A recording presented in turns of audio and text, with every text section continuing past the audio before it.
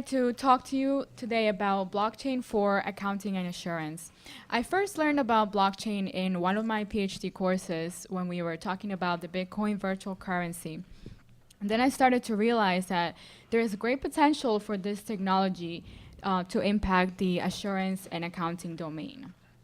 So in this presentation, I talk about what the technology is, how the technology works, and the possible applications of blockchain to accounting and assurance. What is the blockchain? Is it another buzzword, or is this going to be the next internet? This is what a lot of academics, a lot of researchers are thinking. But first, we need to understand what the blockchain is. The blockchain is an open distributed ledger that was developed by Satoshi Nakamoto in 2008. Satoshi Nakamoto is the pseudonym. It means that it's the identifier for the person or the persons that developed the first blockchain application, which is the Bitcoin virtual currency.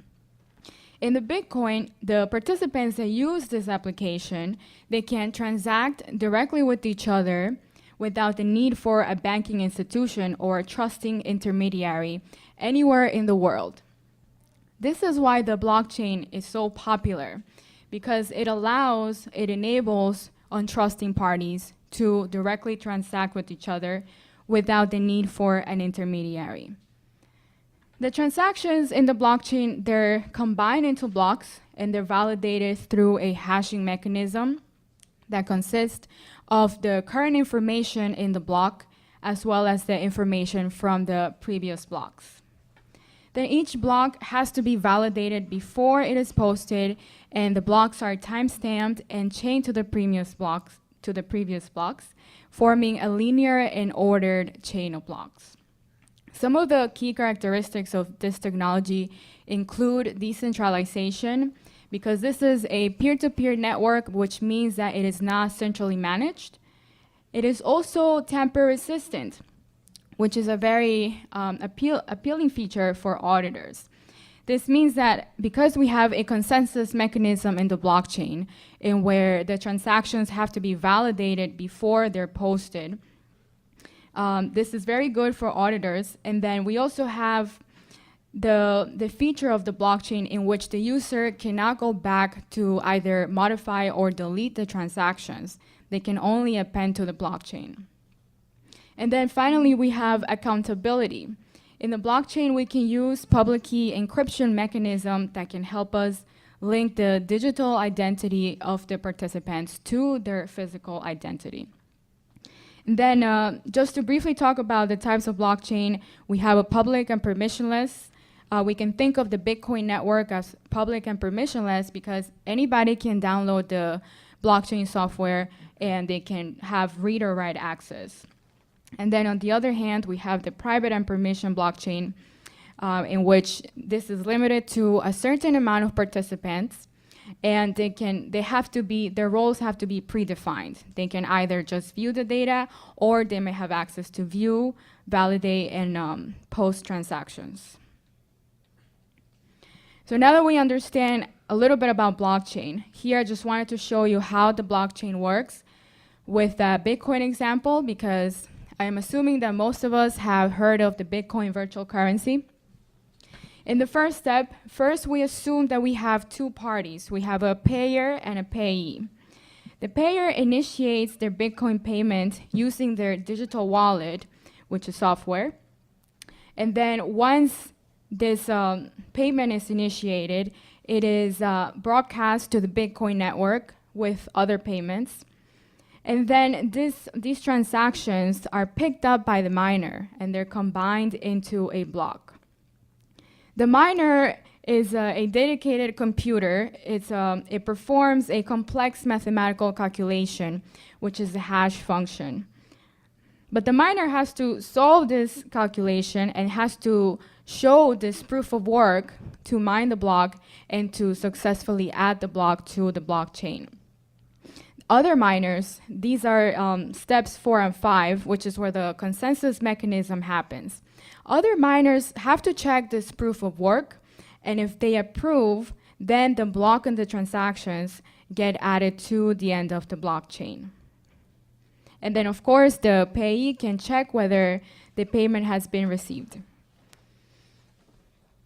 Then here I just have an example of comparing many central ledgers, which is how we currently record transactions, to having one distributed ledger, which will be the blockchain.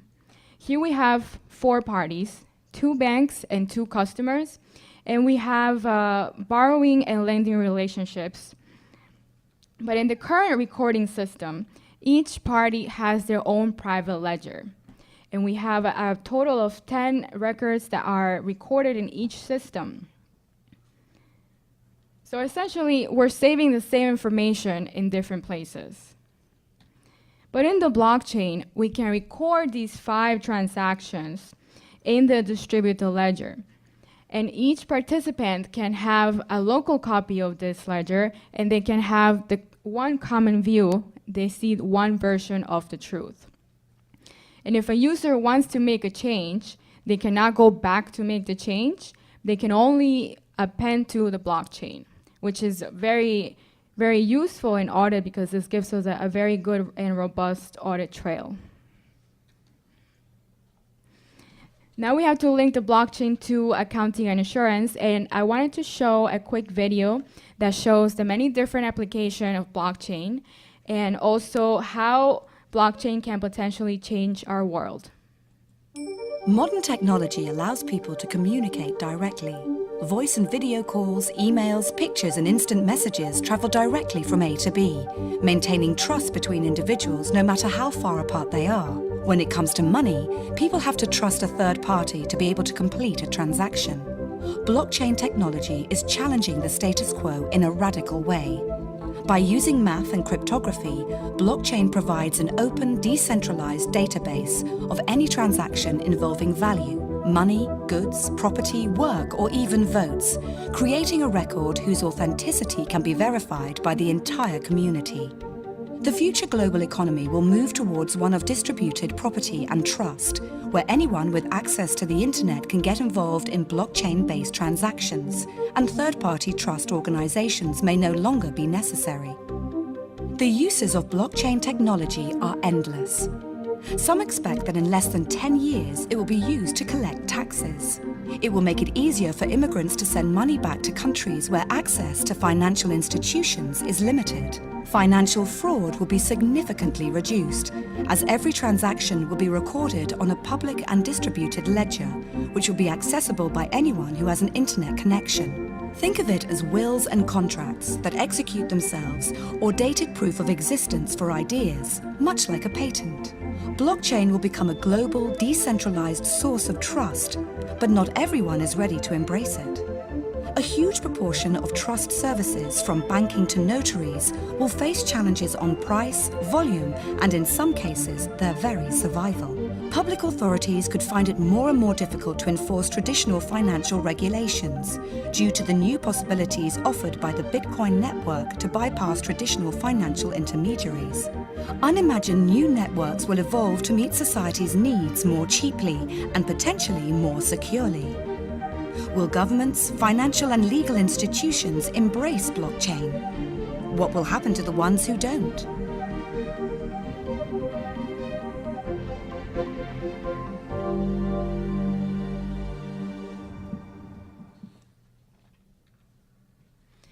Okay, so now that we saw the possible benefits of the blockchain, we link it back to accounting and insurance, and we can see that the blockchain can help streamline audit and accounting procedures. It can certainly help mitigate fraud because of the consensus mechanism that it uses, and because of the robust audit trails that it provides, in which the user cannot go back and make any changes to the transactions that have already been posted. And then lastly, the blockchain can also help increase transparency and timely reporting.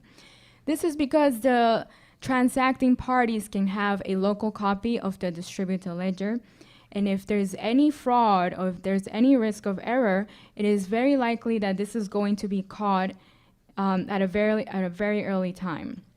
And it also provides timely reporting because, like Professor Bassarelli said, the blockchain for Bitcoin transactions, these transactions are validated and posted in about every 10 minutes or so.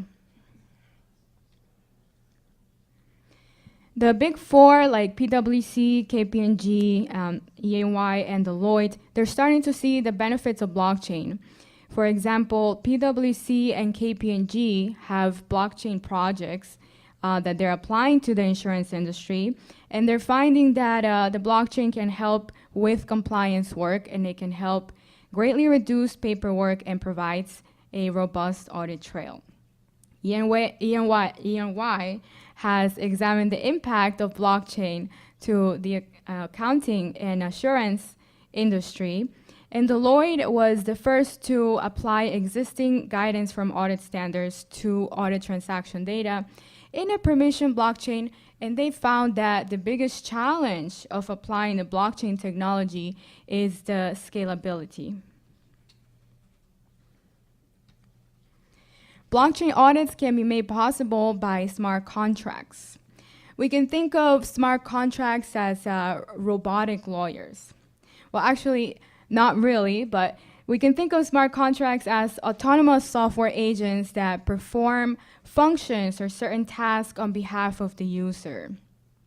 They are defined as self-executing computer protocol that can help verify, enforce, and execute the terms of a physical contract.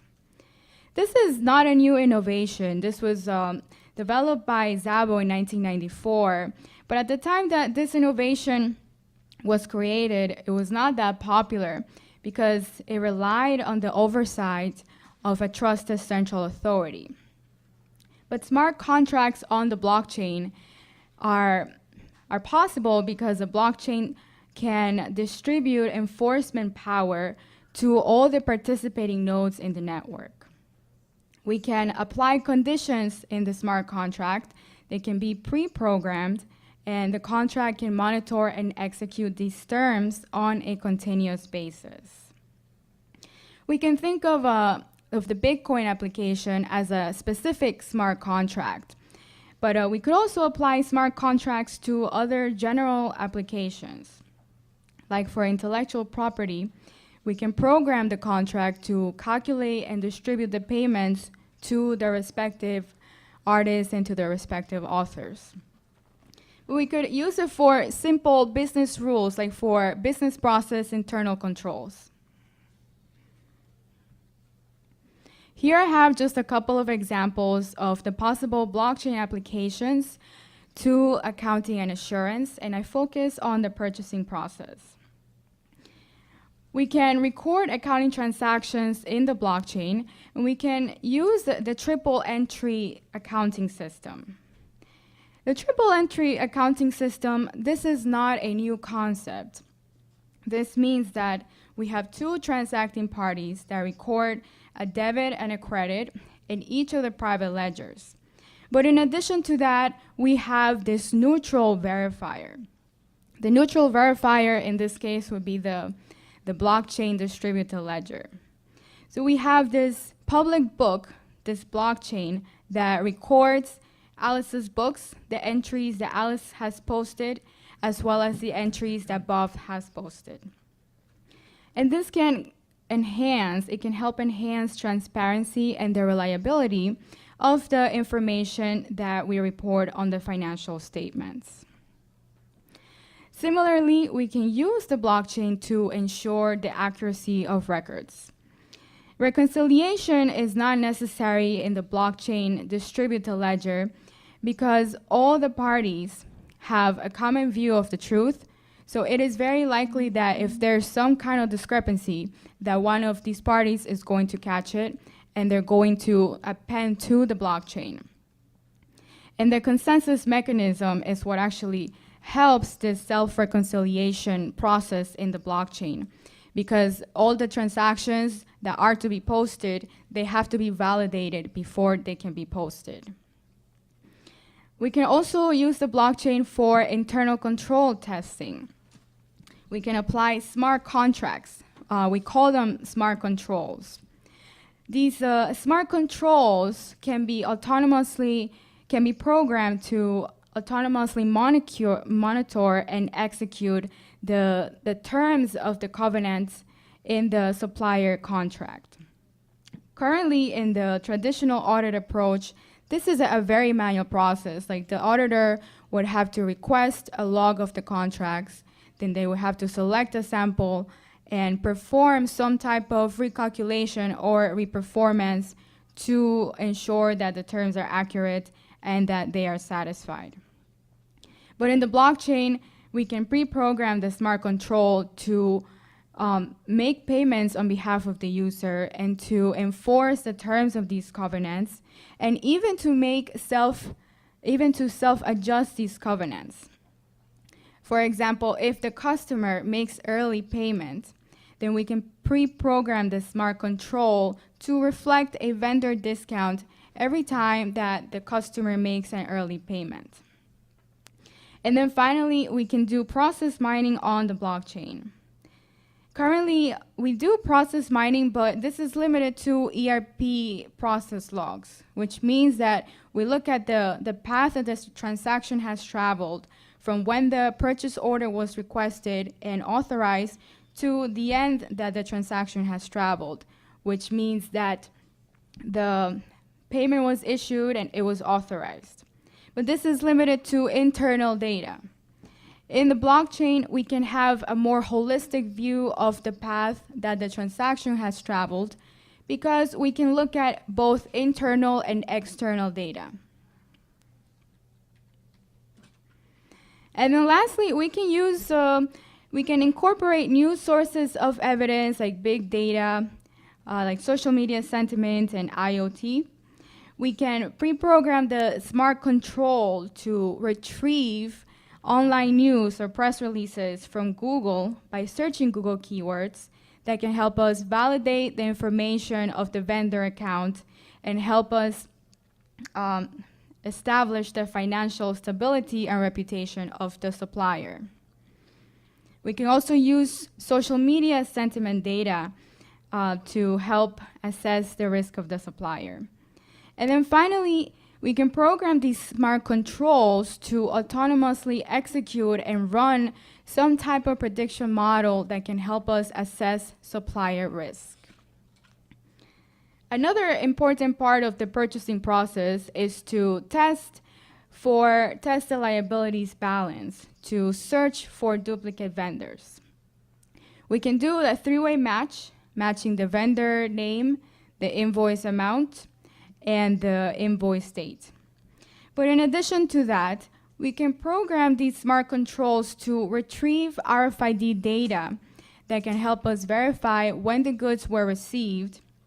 And if we have perishable items, we can also program this smart control to retrieve temperature sensor data that can help us ensure that the goods were received in good condition. This information can be viewed in close to real time to both the supplier and the customer, and the supplier can recognize the sale almost instantaneously, and the customer can learn when the obligation is due. But the blockchain can help with dispute resolution, and it can help mitigate the risk of fraud and also the risk of human error. Here we just have a few challenges and benefits that we talk about. Clearly, the blockchain requires significant computational power, more so than ERP. So the company that decides to apply this technology, they have to think about what are the costs and what are the different benefits. In some cases, it may be more adequate to add this blockchain technology as an add-on to the ERP as part of the accounting module or the manufacturing module. But for some companies or for some industries, it may be better to fully transition an entire business process to the blockchain. Other challenges include auditor and accountant skill set, because auditors and neither accountants nor auditors are trained to report on the blockchain or audit this technology. And then lastly, we have confidentiality, because some data is very sensitive and should be kept internally. Cybersecurity is an issue because even though the blockchain is less vulnerable to hacking attacks, digital wallets can be hacked and private keys can be stolen. This was the case with MT Gox, which was a Bitcoin exchange. They had claimed that their systems were hacked and they lost a significant amount of Bitcoins. Then we also have some benefits in the blockchain that we talked about. This technology can help prevent the problem of double spending and provides a robust audit trail. It also provides a public history of transactions. And then where I see the greatest benefit of this technology is the implementation of smart contracts, which can lead to real-time and remote audits. In conclusion, we can see that the blockchain technology can be disruptive and can entirely transform business processes and the accounting and assurance paradigm. But the extent to how much disruption we're going to see is still not very clear, but it is very possible that blockchain technology is going to be the next internet. It is likely for auditors to provide assurance over the system, but we saw that the benefits of this technology is that it can help improve efficiency, it can help with the dispute resolution, and most importantly, it can help prevent accounting fraud. Thank you.